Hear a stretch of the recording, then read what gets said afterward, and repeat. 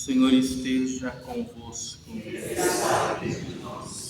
Proclamação do Evangelho de Jesus Cristo segundo São Lucas. Glória a vós, Senhor. Naquele tempo, veio Jesus à cidade de Nazaré, onde se tinha criado conforme seu costume. Entrou na sinagoga no sábado e levantou-se para fazer a leitura. Deram-lhe o livro do profeta Isaías. Abrindo o livro, Jesus achou a passagem em que está escrito: O Espírito do Senhor está sobre mim, porque Ele me consagrou com a unção, para anunciar a boa nova aos pobres. Enviou-me para proclamar a libertação aos cativos e aos cegos a recuperação da vista, para libertar os oprimidos e para proclamar um ano da graça do Senhor. Depois fechou o livro, entregou ao ajudante e sentou-se. Todos os que estavam na sinagoga tinham os olhos fixos nele. Então começou a dizer-lhes: Hoje se cumpriu esta passagem da Escritura que acabastes de ouvir. Todos davam testemunho a seu respeito, admirados com as palavras cheias de encanto que saíam da sua boca. E diziam: Não é esse o filho de José? Jesus, porém, disse: Sem dúvida vós me repetireis o provérbio: Médico, cura-te a ti mesmo. Faze também aqui em tua terra tudo o que ouvimos dizer que fizestes em Cafarnaum.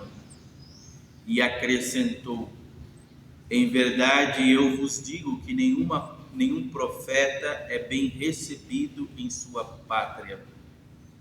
De fato, eu vos digo, no tempo do profeta Elias, quando não choveu durante 3 anos e 6 meses, e houve grande fome em toda a região, havia muitas viúvas em Israel. No entanto, a nenhuma delas foi enviado Elias, senão a uma viúva que vivia em Sarepta, na Sidônia. E no tempo do profeta Eliseu, havia muitos leprosos em Israel. Contudo, nenhum deles foi curado, mas sim Naamã o sírio. Quando ouviram essas palavras de Jesus, todos na sinagoga ficaram furiosos. Levantaram-se e o expulsaram da cidade. Levaram-no até o alto do monte sobre o qual a cidade estava construída, com a intenção de lançá-lo no precipício. Jesus, porém, passando pelo meio deles, continuou o seu caminho. Palavra da salvação. Glória a vós.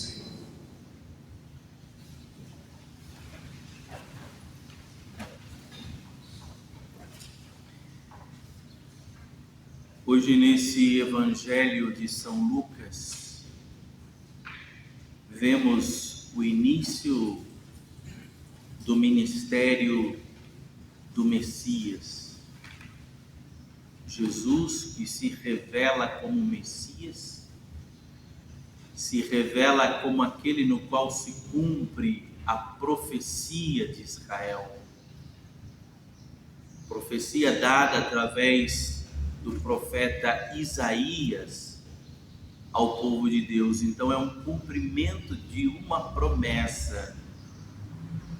No primeiro momento, todos ficam admirados com a pregação de Jesus, porque ele inaugura um tempo jubilar, um tempo de graça sobre Israel. Só que em um outro momento, alguns se levantam e percebem a ousadia de Jesus de querer se colocar no lugar do Messias, porque eles o conheciam, eles sabiam de quem ele era filho, sabiam da sua procedência humilde e agem com uma certa rejeição diante da simplicidade como se manifestou o Messias. Talvez alguém esperava algo mais do Messias, algo mais humanamente falando, dentro de uma lógica e de uma maneira de pensar puramente humana. E Jesus vem e desmonta essas expectativas. Ele não é um rei ao modo do reinado dos homens. Ele não exerce um senhorio que vem simplesmente de fora para dentro, impositivo.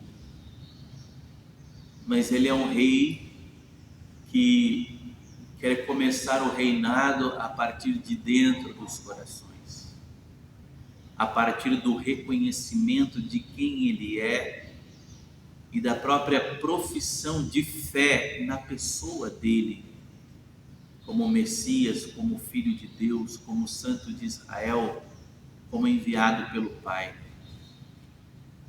E é interessante ver como termina essa primeira pregação de Jesus na sinagoga de Nazaré. Diz o texto, após Jesus ter comentado as Escrituras, falando que não fora para todos ou a todos que Deus curara naquele momento, ou pelo menos na história da salvação, Deus escolheu determinadas pessoas para que através de alguns sinais já houvesse o entendimento da presença e da ação de Deus no meio do seu povo. Como aqui no exemplo do profeta Eliseu e no exemplo também do profeta Elias, aonde Naamã, ou aonde a viúva de Serepta faz a experiência da manifestação de Deus. E quando Jesus explica dessa maneira que Deus é livre para fazer o que Ele quer, quando Ele quer, do modo que Ele quer, e não dentro dos nossos esquemas, muitos se rebelam contra Jesus, e diz o texto que levantaram-se e o expulsaram da cidade, não apenas da sinagoga, o expulsam da cidade. E continua o texto: levaram-no ao alto do monte sobre o qual a cidade estava construída, com a intenção de lançá-lo no precipício, ou seja, com a intenção de dar um fim à vida de Jesus. Sempre quando eu leio esse texto, para mim é consolador, e às vezes eu ajudo a consolar também todos aqueles que sentem-se chamados ao ministério da pregação. Eu acho que a pregação, o início da pregação de muitos, talvez não vão chegar a esse ponto, de serem expulsos do templo, de serem expulsos da cidade, ou de tentarem contra a vida daquela pessoa. O ministério de Jesus começa assim, começa despertando no interior de quem o escutava um ódio. E é interessante como Deus é um Deus que prefere que num primeiro momento aquilo que a gente escuta, mesmo que gere um ódio, nos tira de uma certa tibieza, nos arranca de uma certa frieza e mediocridade. Quantas pessoas que às vezes escutou a pregação e disse: eu não aceito isso, não concordo com isso, é radical demais, é exigente demais, eu não aceito isso que essa pessoa está falando, eu não aceito a maneira como está falando. Por quê? Porque feriu na raiz talvez algum vício e talvez algum pecado que a pessoa estava ali praticando ou cometendo. É igual, por exemplo, quantas pessoas às vezes já quiseram discutir comigo ou com outros padres, quando eles falam: olha, você não veio à missa dominical, você está em pecado mortal, você não está vivendo a sua fé, ou seja, o pecado da preguiça te domina. E a pessoa fica com ódio. Como assim? Peraí, como que eu vou estar em pecado só porque eu não vim na missa? Só porque eu não participei da missa? Não, isso daí não está certo. No primeiro momento a pessoa se revolta e depois ela vai percebendo: não, de fato, meu tempo ainda não é consagrado a Deus. Eu de fato não dou prioridade no dia do Senhor ao próprio Senhor. E depois daquele choque, a pessoa começa a se abrir, a entrar num caminho também de conversão. Então a intenção de Jesus é essa: mesmo que vocês me odeiem no primeiro momento, o que eu quero fazer é tirar vocês dessa frieza, colocar fervor em vossos corações, para que vocês me amem verdadeiramente, não apenas me respeitem, mas me amem verdadeiramente, amem a Deus verdadeiramente. Peçamos ao Espírito Santo, queridos, que está sobre nós. Em nosso batismo, o mesmo Espírito Santo que foi derramado sobre Jesus, que acompanhou Jesus, é o mesmo Espírito que está sobre a nossa vida. E é o mesmo Espírito que quer nos levar em fé a continuar a obra de Deus. Esse mesmo Espírito está sobre a igreja e está sobre a alma dos fiéis, para que a missão do Senhor continue nesse mundo.